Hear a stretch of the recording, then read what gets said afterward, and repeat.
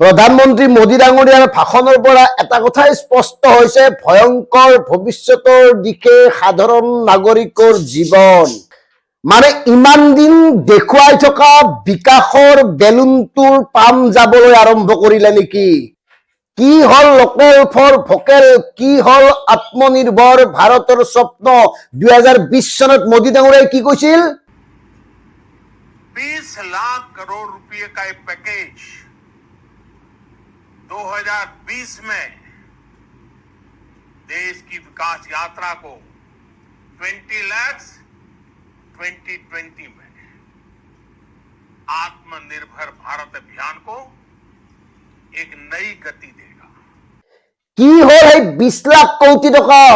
কিয় আজি কবলৈ বাধ্য হল এইটো নকৰিবা, সেইটো নাখাবা, অমুকলৈ নাযাবা?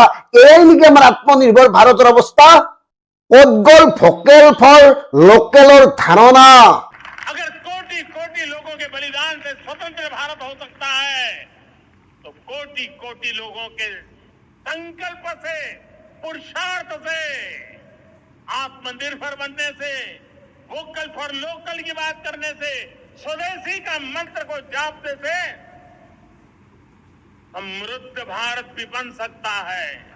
অথচ এইগৰাকী প্ৰধানমন্ত্ৰীয়ে 2021 চনৰ পৰা 2025 চনলৈকে বিশ্বৰ বিভিন্ন প্ৰান্তৰ দেশ ঘূৰাৰ নামত ৰাজকোষৰ ধন ব্যয় কৰিছে 462.58 কোটি টকা।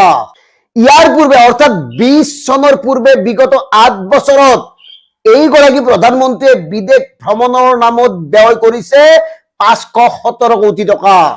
আৰু এতিয়া কবলৈ আহে আমি মিঠাতেল কমকৈ খাই দেশক প্ৰেম দেখুৱাব লাগে, অমুক নকৰিবা, তামুক নকৰিবা, ৰাজহুৱা পৰিবহন ব্যৱস্থা ব্যৱহাৰ কৰা, এই কথাবোৰ এতিয়া কবলৈ আহে। এয়াই আত্মনিৰ্ভৰ ভাৰত। এনেকৈ আপোনালোকে 12 বছৰ দেশ শাসন কৰিলে। মানে কি, এই যে আমাক উন্নয়নৰ বিশাল বিশাল সপোনবোৰ দেখুৱাই থকা হৈছিল, বিশ্বৰ সন্মুখত নিজকে দম্ভালি মাৰি যে কোৱা হৈছিল বিশ্বগুৰুৰ আসনত প্ৰতিষ্ঠা হব ভাৰতবৰ্ষ, এই যে কোৱা হৈছিল 5 ট্ৰিলিয়ন অৰ্থনীতিৰ দেশ হব ভাৰতবৰ্ষ, এই সকলোবোৰ ফুটুকাৰ ফেন হল নেকি?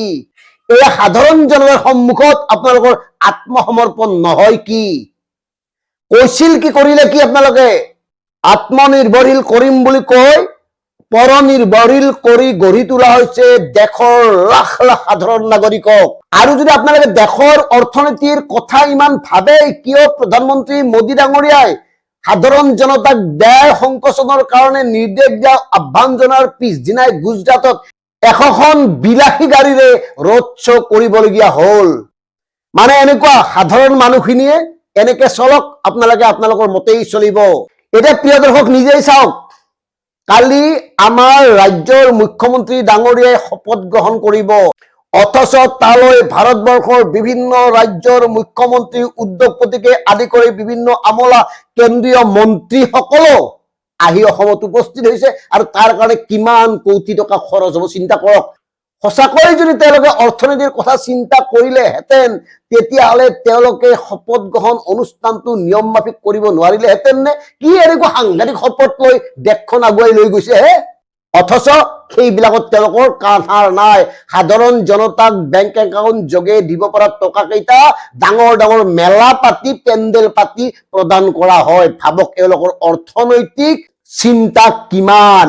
দেশখন যাওক, পুঁজিপতি তেওঁলোকৰ লগত আছে, সাধাৰণ জনতাৰ জীৱনলৈ দুৰ্যোগ নামি আহিব, এওঁলোকেতো এনেকেই চলি থাকিব। গতিকে প্ৰিয় দৰ্শক, কথাবোৰ চিন্তা কৰক। এওঁলোকে কৈছে এটা, কৰে এটা। গতিকে অনাগত সময়ত ভাৰতবৰ্ষৰ সন্মুখত ভয়ংকৰ প্ৰত্যাহ্বান আহি আছে, আৰু এই প্ৰত্যাহ্বানৰ লগত যুঁজিব লাগিব কিন্তু আপোনালোকে নিজেই। গতিকে এতিয়াৰ পৰা সাজু হওক, বিপদৰ সময়ত কাকো নাপাব। ধন্যবাদ। জয় অসম।